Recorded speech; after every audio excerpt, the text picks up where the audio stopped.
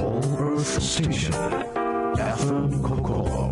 76.5. Just sit around the bonfire and enjoy our AOR 君と焚き火と AOR。 こんにちは、伊勢正三です。こんにちは、池田奈美子です。ホールアースステーション FM 心765。ここからの1時間は今月からスタートして3週目の新プログラム、君と焚き火と AOR お送りしていきます。もう3週目ですね。そうですね、やっと3週目というか、皆さんからの反響も大きくて、はい、もう今日はあなたのメッセージを紹介させていただくかもしれませんよ。お願いしますね。リスナーの皆さんと一緒に焚き火を囲んでるような雰囲気が生まれてきたらいいななんて思いながらやっているんですが、はい、音楽がまたこの時間に心休まる伊勢さんセレクトのいい音なんですよね。いや、そういう風にもうなってもらえたらいいんだけど、割と今まではね70年代とか割と古いのが多かったので、これからはちょっと奈美子さんにもね教えてもらってかっこいい曲をさて、皆さんにも心休まる音楽をって思うんですけど、はい、伊勢さんは心休まってますか？お忙しいんじゃないですか？いや、4月は、割と時間が取れてよく釣りに行ってたんですよね。そうです。4月はベストシーズンな感じですか？そうですね、やっぱり一番もう春爛漫という中で、僕はやっぱり一番好きなシーズンなので、もうできればそうですね、この自分の足であと何年歩けるか、つまり僕にあと何年春が訪れるのかっていうのをもうカウントダウンに入っているので、もう本当に一日を惜しんで、そういう時間を楽しめたらいいなと思ってるんですけど、まあ釣りをするだけっていうよりも、僕の場合は割と温泉とセットっていうことが多くて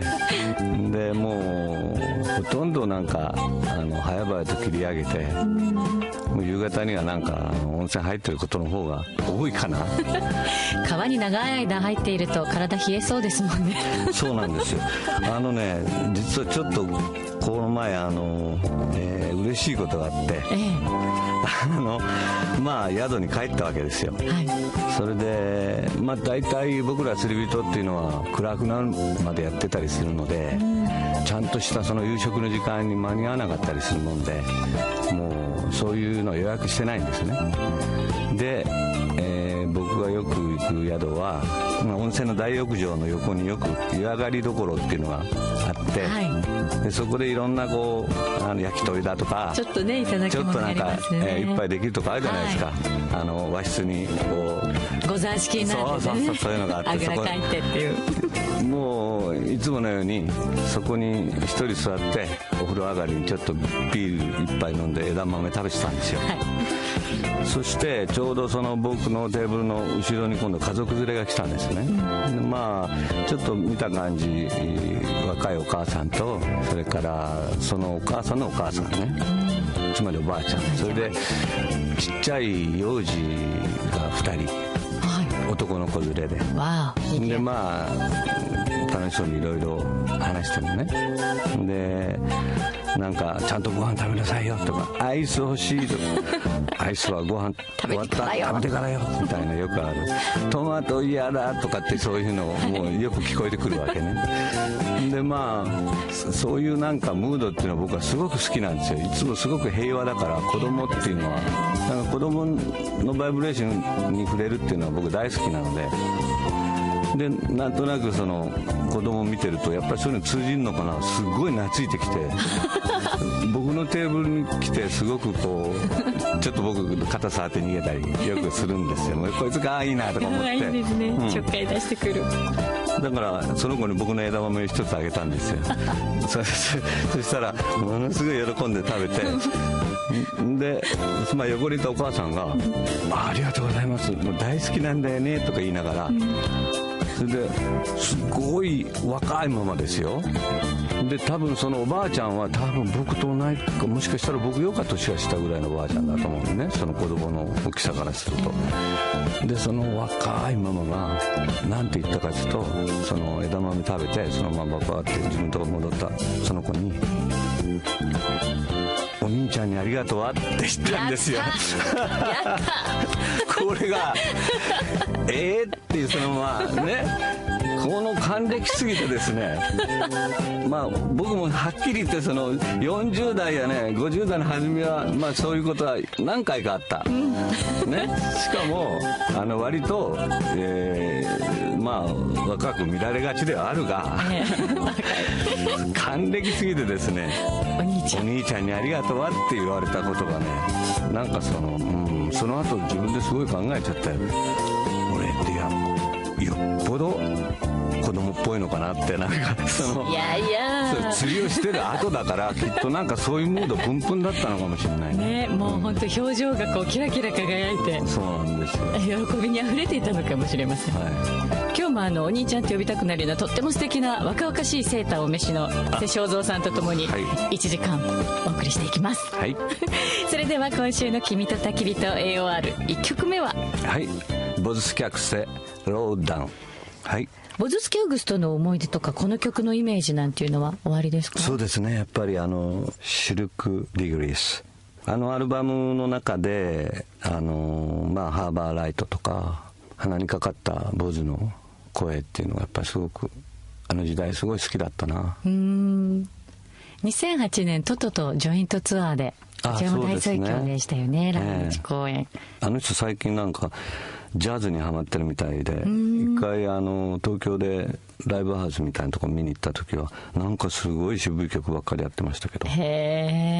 さあ渋い曲というと伊勢さんのコンサートでも渋い曲楽しまれたのではないでしょうか。おはがきをいただいているのはこちら、やんちゃさん、3月23日岸和田のコンサートにもいらしてたようで、その後熊本のコンサートにも行かれるということだったようですね。春夏秋冬庄屋の曲に囲まれて暮らしていますというやんちゃさん、ありがとうございます。新年度が始まり忙しく慌ただしいのですが、庄屋のラジオの時間だけはゆっくりとした気分で楽しませていただいていますというアクセスをいただきました。まあね、こういうラジオなので本当にのんびりと、普段ライブなんかでもなんか思いついたことをボソボソ喋ったりするんだけども、また違った意味でね、このラジオの中のおしゃべりとか楽しんでいただきたいなと思いますけどね。でこのやんちゃさんはコンサートの MC でおはがきお待ちしてますってそうなんですよ言ってくださったので、おはがきを送ってくださった。ついちゃったんですよ。もう僕がラジオ番組やることになって、なんか昔のまだ僕 A 面 B 面とか言っちゃう方なのでおはがきくださいね。最近はメールなんですけどね、この番組のホームページから入るとなんかメールの出す簡単に心 .jp から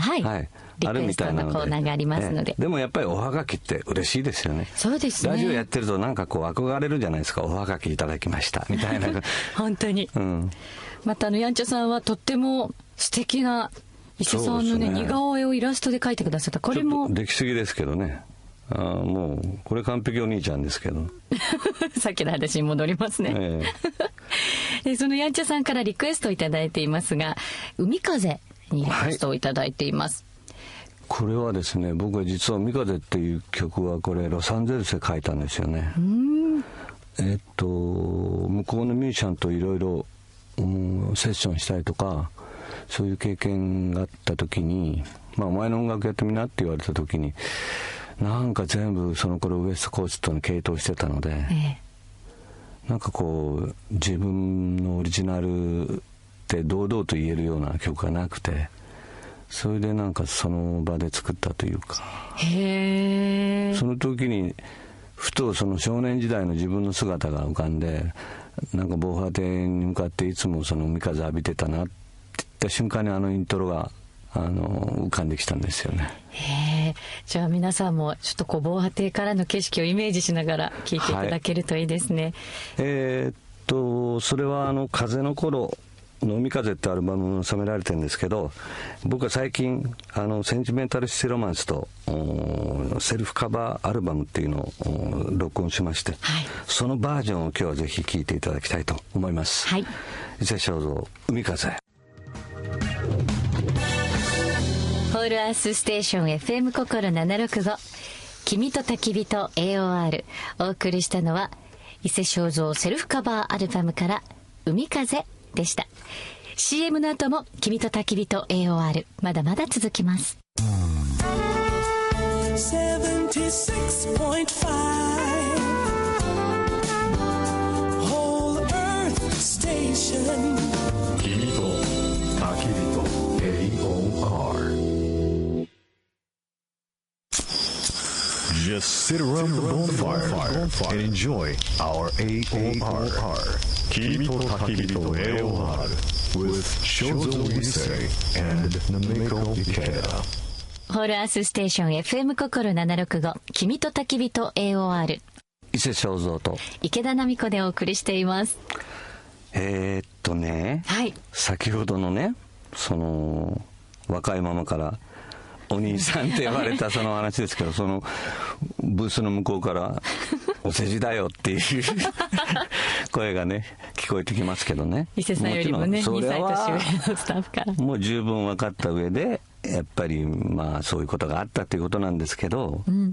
それを考えるといくつまでお兄さんとかお姉さんっていう、僕は奈美子さん奈美ちゃんありがとうございます。セーフきっとお姉さんって呼びますよ。ありがとうございます。絶対お姉さんですよ。ありがとうございます。誰が見たってお姉さんです。友達の娘ちゃんとかももうね小学校低学年ぐらいになってるんですけど、おばちゃんのおばあまで言うんですよ、ねそこでねやっぱり娘ながら気遣ってるよくあるんですよ、そういうケースがね。だからこれって面白いなと思ってたら、偶然先日なんかテレビ見てて、つまりその感覚が大阪と東京と違うんだっていう番組やってたんですよ。おばちゃんかお姉ちゃんかお兄ちゃんかおじちゃんかの。それが面白いのは、その大阪と東京の街頭でね、何十人かのその人たちに、つまりおばちゃんたちに、後ろから、お姉さんって声かける実験をやってたんですよ。それちょっとそれで振り返っちゃいそうですね。何人かが何人振り向くかっていう確率が出た。それはでももう明らかに、いわゆる大阪なんかはもう明らかに大阪のおばちゃんっていう感じの人たちを選んでわざわざ声かけるわけですよ。すいませんお姉さんってそうするともうお分かりですよね。東京と大阪ですっごい差が出るんですよね。すごい差でしたか？すごい差が出るんです。本当ですか？あんまり変わらないでしょ。いやその実験見てると、いや本当に同じおばちゃんの中でも、大阪のおばちゃんはほとんどの人が振り返るんですよ。まあ中にはっていう感じの人もいるし、呼んだみたいな感じもいるし、意外と東京で振り返った人は関西出身だったりするかもしれないですね。そうかもしれない。でもやっぱり東京はすごく少なかったです。本当ですか？なんとなくこう背中でなんか言われてるけど、私じゃないよね、迷惑だよねみたいな、なんかそういうのがちょっと見えてでアンケートを取ったんですって。だからいくつまで、そのお姉さんと呼ぶかという、その一般的にはふさわしいかということ、それでやっぱり東京と大阪では差がある。だいたい東京ではそのいくつまでお姉さんかっていうと、アンケートの平均が35歳なんですっていいとこ言ってますよね。いいとこ言ってますね。いいとこ言ってますよね。いいとこ言ってますね。まあもちろんその人のルックス次第とか体型次第とかいろんなのがあるとは思うんですけど、大阪では東京は35歳までお姉さんって言っていい。怖いな。大阪ではアンケートの結果45歳まで。ほら来た。この差がやっぱりすごいなと思って。面白いですねこれ、そっか10歳だからそれ聞くと、僕なんかも普段釣りしたり、もうなんかいろんなことをうちではもう子供っぽいことばっかりしてて、娘からも注意されたりするような僕ですから、きっと街頭でお兄さんって声かけられたら思わず振り向いてしまう自分がいるのではないかという今日のお話でした。オーバー45のための FM ステーションでお送りしていますちょうどよかったちょうどよかったちょうどよかったこれ大阪ですもんね、はい、ここもうみんな仲間で腕組んでやっていきましょう。はいですねホールアースステーション FM 心765君と焚き火と AOR。 曲は26日木曜日から3日間、この方たちはビルボードライブ大阪でライブがあるようです。懐かしいですね。先頭に立っているのはセルジオ・メンデス。そうですね、ここのオリジナルのベースのセバスチャンネと、はい、僕のサポートをやってくれたことあるんです。僕ライブをサンパウロでやった時かな。サンパウロでライブなさったんですね。もうこんな大御所からベース弾いてもらえるなんてすごい最高でしたけど、今はもうメンバー多分違うと思うんですけど ね。今回どんなバンドで来るのかなというのも興味深いですね。なんか新しいバンドというか、なんかそういうコンセプトだって聞いてますけどね。今日お送りするのは83年のナンバーです。セルジオ・メンデスで Never Gonna Let You Go。 お送りした曲はセルジオ・メンデスからの一曲。26日木曜日からビルボードライブ大阪で 3days ライブも予定されています。 Never Gonna Let You Go お送りしました。さて、春眠暁を覚えずなんて言いますが、眠りは大事ですよね。そうですね。眠れてますか、伊勢さんは。この頃は体を昼間動かすので、一頃よりはやっぱりしっかり眠れているような気がします。その眠りにこだわりたい枕、はい、枕ですね。どんなものをお使いですか？僕は実は自分の枕じゃないと最近眠れないんだなっていうのをすごく痛感するんですよね。それまでそんなにこだわったことなかったんですよ。それでどっちかというと柔らかめが好きかな。ホテルなんかで2種類あるじゃないですか。ちょっと固めなのとふわふわなのとありますね。割とふわふわでも真夜中に自分でとっかえてるねなんかこうそういうのが傾向にはあるけども、実は僕が使ってる枕娘がくれたんですけど、森久美子さん考案って。考案？へえ、すごい考えられたんだ、森さんが。方でしょ。ミュージカルなどでも活躍なさっている。クリクリした方。そうです。髪も目もクリクリ、そしてこういい声が出そうな安定感のある、なんか豊満なボディの。ああ、そうだ。それで眠れんのかな俺いやなんか細かいのが入ってるんですよ。なんだかわかんないけど。マイクロビーズみたいなものですか？わかんない。なんかこういうふうに手で触るとなんか細かい、ザラザラツルツルような。それはよく眠れる。なんかね、真ん中がくびれてるんですよね。こういうふうにこぼっと。くぼみがあって、そこに、じゃあ頭をすっぽり入る。なんかそれがいいんだかどうなんだか、それは結構気に入ってますね。今までなんかいい枕っていうのをいくらか試してみたけど、低反発は流行りましたしね。なんかそうでもないなっていうのが多かったけど、それは結構仕事先まで旅まで持ち歩いてればミュージシャン仲間でいるんですよ。なんでそんな荷物多いのって言ったら枕入ってるっていうすごいな、枕変わると眠れないってことですよね。そうなんです。でもそれだけ自分に合ったものが大事ということですよね。そうですね。今オーダーメイドの枕のお店がブレイクの兆しなんですって。枕の店、オーダーメイド。今さっき伊勢さんの枕は、細かい何かが入ってるっておっしゃってましたが、そういった枕の中身に使う素材も自分で選ぶことができるんですって。その名もピローウィーカフェ。ピローウィーカフェ。枕ちゃんのカフェみたいな感じですね。なんでカフェなんだろうか。関西だと JR 大阪三越伊勢丹にお店があるんですが、なんでカフェなのか。カフェのように可愛らしい雰囲気でお店のインテリアが整えられていて、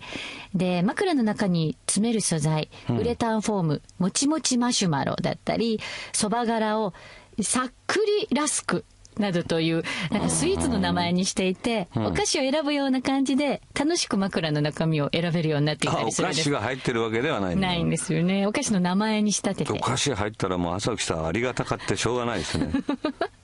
で老舗の寝具メーカー西川産業がこれをプロデュースしたそうです。なるほど。だから可愛いだけじゃなくてちゃんとプロの技術も入ってるんですよ。っていうかこれじゃあ専門店なわけですか？専門店なんです。枕専門店。枕専門店。すごいな。10代の女の子たちもちょっと気になる感じのとっても可愛いパステルカラー調のねお店になってるんです。で専門的な知識を持った西川産業のアドバイザーの方が丁寧にカウンセリングも測定もしてくださって。何の測定するんだろう。多分首の高さと首と後頭部の差とか肩の高さと首の差とかそういうものも全部ご覧。よくなんか最近女性が開発して、その頭をあんまり持ち上げるような感じだとその首にシワが寄るのでっていうのがあるけど、僕はいつもそういうの聞いてると思うんだけど、それはちゃんと姿勢よく寝てる時だけでしょっていう。寝相が悪ければ意味ないでしょ。寝相が悪ければ意味ないじゃないっていう。本当ですね。で一般的には枕が高いと首にシワが、低すぎると顔がむくむとかって言われても大変ですよ女性も。寝るだけでも最近ねちょっとね起きるとねその寝じわというかね、その僕はうつ伏せになることも結構多いのでね、もうほっぺたにそのもともとほうれい線のものはもう取れないんですけど、その寝た後の筋ってあるじゃないですか。シーツのシワがもうまあ僕は別に俳優じゃないからいいけどね、もうどうしようなんて思っちゃうようなこと何度もありますよ。半日取れない時ありますね、はい、でもこの枕なんですけれども快眠を誘う香り袋なども選べるようになっていて、もういろんな香りが入ってるの。はい、多角的にもう高さとか素材だけじゃなくて香りも。じゃあそこに行くといろんなものがあって、これとこれの組み合わせでこれにしてくださいとか。そうですそうです。何パターンもこう選べるっていう感じになってるんですよね。なるほど。自分で持ち込みはダメかな持ち込みはダメかな。でも組み合わせは1000種類以上あるので、こう持ち込まなくてももうきっとぴったりなものがありますよ。なるほど。お値段は7980円から11550円までとなっているようです。まあよくこれでお金で睡眠を変えるんなら、ね、いいでしょう。いいですね。さあ君と焚き火と AOR、 枕だけじゃなく、はい、優しい眠りに誘うようなウィスパーボイスはどうでしょうか。この歌はねよく聞くとですね、私の枕を濡らす涙っていう言葉が出てくるぐらい、ちょっとなんかこうセンチメンタルな、まあ僕が大好きな声でこの歌ってくれて、これ多分1970年代の終わりにすっごく毎日のように聴いてた曲なんですよ。サマンサ・サングっていう人、もともとオーストラリアのメルボルンの方ですかね、なんか8歳からもう頭角を現した人らしいんですけど、まあベージーズファミリーに見出されて、また再ブレイクしたっていうか、すごくそういう意味であなたのね、それは終わっていてもう済んだことと、でも心の痛みは体の中でうずいています、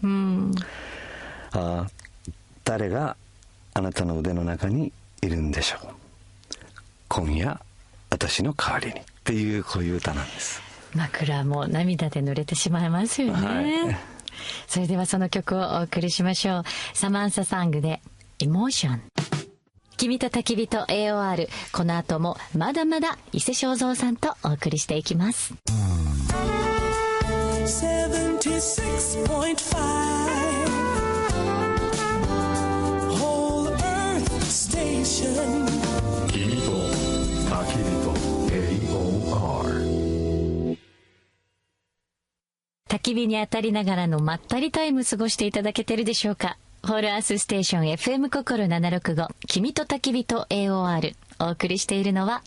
伊勢正三と池田奈美子です。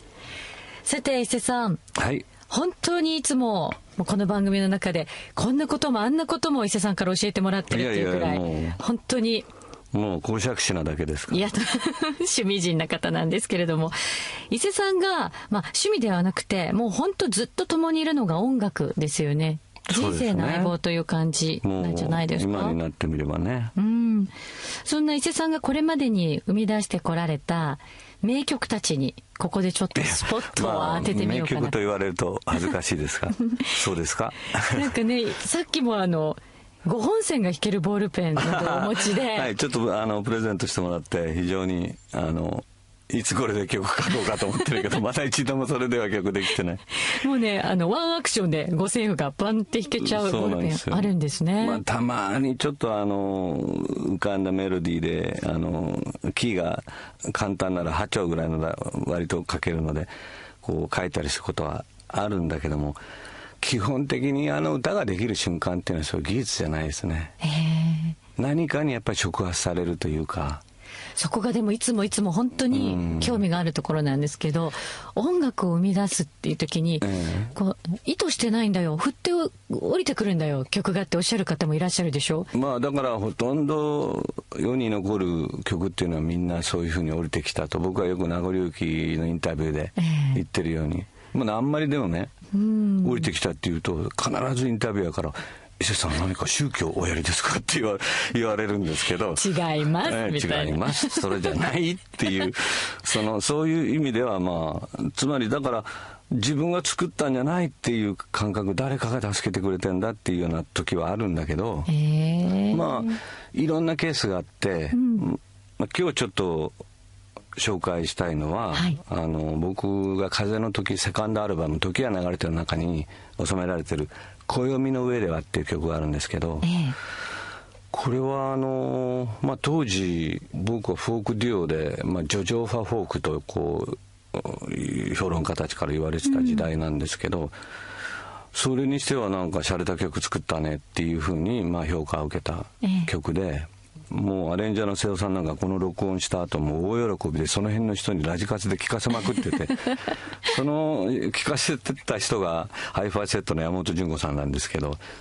その時に話ね、あの時聴かせたよねって言ったら知らないっていう全然覚えてないのが方なんですがまあその暦の上では、まあ、実はこれはメロディーのヒントっていうかわかんないんだけど、僕は明確に覚えてるのは、なんかラジオから流れてきたグラディス・ナイト&ピップスっていうグループが素敵なグループがいましたよね。 R&B シンガー、ソウルシンガーの中でもグラディス・ナイトはもう特別にうまい、なんか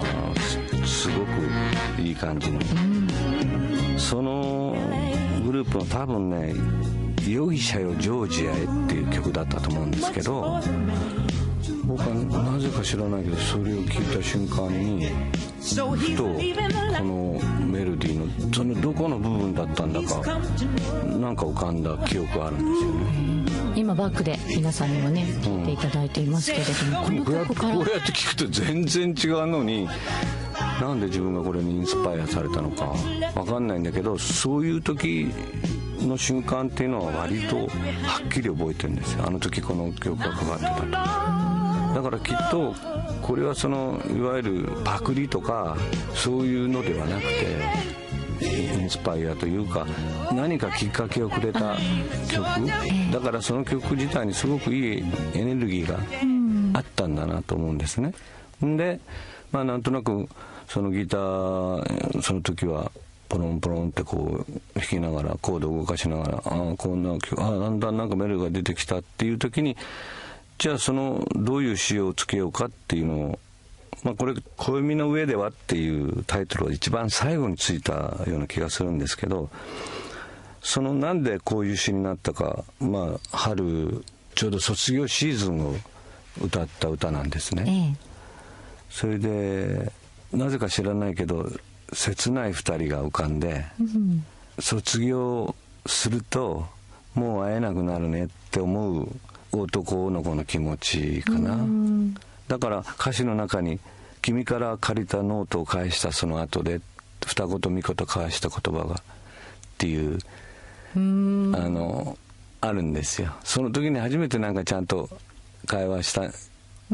ていうかしたくて結局できなかったんだな。二言三言で終わっちゃってるんですよね。そうだから本当はやっとそのきっかけでそのノート返してくれないって言って気持ちよく返してもらったらいいんだけど、それだけの関係で終わってしまう二人みたいなね。それとか自分の中で覚えてるのは当時聴いてて世の中に流れてる曲ですごく印象深かったのはユーミンの就職が決まって髪を切ってきた時ってフレーズがあるじゃない。いちご白書をもう一度。そうです。就職が決まって髪を切ってきた時もう若くはないさと君に言い訳したねっていうそのあの当時はそういう時代だったんですよ。まあそのいわゆるあの時代になるとリクルートファッションになって、どうしたのその髪って急になんかマジになっちゃってっていうようなわかる、まあ今でももちろんその硬いところに就職するときはそういうのもあると思うけど、今は割とまあちょっと耳にかかってるぐらいは OK とかそういう時代じゃないですか。でなんかその表現すごく素敵だなと思って、多分そういうことに影響を受けたんだと思う。これ暦の上では中で僕は取り上げたのはボタンダウンっていうシャツ、はい、それをだから僕はもうボタンダウンのシャツももう着れなくなる頃っていうふうに、今だったらみんな会社行く時もボタンダウン平気だと思うけど、クールビズですからね、あの頃はやっぱりもうちょっとなんかちゃんとしたホワイトカラーのあんまりカジュアル系っていうかそうじゃない服装にみんな変わっていった時代だったんですよね。だからなんかその時代背景の切なさとか、そういうことをどう表現しようかっていうのがやっぱり歌作りの妙味だと思うし、先ほどのミッドナイト・レイン・トゥ・ジョージア、容疑者よジョージアへ、ここからインスパイアをきっかけをっておっしゃってましたけど、歌詞でインスパイアを受ける場合もあれば、音でインスパイアを受ける場合、メロディーで受ける場合、曲から浮かぶ景色でこうコロコロコロコロこう変わっていく場合がありますね。だから本当にもう何してても急に、先日も魚釣りして釣れなくて帰ってたんだけど、あ、これだってめちゃくちゃいいヒントを河原からもらったんです。これはちょっと秘密ですけど、そのうち形になりますね。絶対形になると思う面白いものですよね、でもこういう形でまた名曲が生まれた時、名曲を紐解くというパターン、この番組でこう定番化していきたいなと思うんです。そうですね、まあ自分で記憶にある限りは、話せたらなと思うけど、でもね時々全然覚えてない時もあるんですよ。これってどうやって作ったっけ、よくできたなこんなのがっていうようなそういう時もあるし、やっぱりよっぽど没頭してるのか。そういうことですね、没頭しすぎてこう経過まではわからないっていう、でも大体覚えてんだけどね。なので皆さんからのリクエストもあれば、この曲の背景を知りたいっていうのとかね、あればまずくない程度までいろいろあるじゃないですか。そりゃあの子に振られた時にこれ書いたとかいろいろ聞きたいですね。いやあるんですよ昔そのあたりも期待しつつ、今後お楽しみに。さて今日の名曲を紐解くは暦の上では、この曲を聴かせていただきましょうか。では曲紹介お願いします。それでは風セカンドアルバムから暦の上では。ホールアースステーション FM 心765、君と焚き火と AOR、 そろそろお別れの時間が来てしまいました、今週も楽しかったね、やっぱりオーバー45のちょうど切れ目の皆さんも僕の持論は心は年取りませんから。だって自分の中でもずっと中二のままだもん。中二ですか。えらく遡りましたけどすいませんいいですね。でも心は少年少女のままでいきたいですね。やっぱ高校生になるとなんかちょっとすれてくるのでね、世間が見えてくる。なんかいろんな先のことも考えるし、なんか違う魂入っちゃうな。確かに中2までですよ。中2までですかね、ピュアな感じが。そうだと思いますねそれからはだんだん汚れていくだけですね。いや心も清流のようにという感じで、君と焚き火と AOR、 あなたからのメッセージもお待ちしています。お願いします。この番組においてはおはがきお手紙も大歓迎でございます、もちろんメールもね、はがきお手紙は郵便番号 530-8560、 郵便番号 530-8560 FM 心まで、君と焚き火と AOR の係と書いてくださればこちらまで届きます。そしてファックスでアクセスをいただく方はファックスナンバー 0668099003、 今月からこの番号変わっています。 0668099003 0003までお間違いのないように。またインターネットから E メールを送ってくださる方、kokoro.jp ウェブサイトのリクエスト&メッセージ、こちらのバナーからのアクセスをお待ちしています。僕への質問はもちろん、こんなことを話してほしいとかというリクエスト、何でも話せるわけではないですけど、ちょっとね僕が興味あることとか話してみたいと思います。それから、おすすめの AOR のリクエスト、僕が書いた曲のこの曲を紐解いてほしいというリクエストももしあればここまでよろしくお願いします。お待ちしています。君と焚き火と AOR、 今週もお送りしたのは池田奈美子と伊勢正三でした。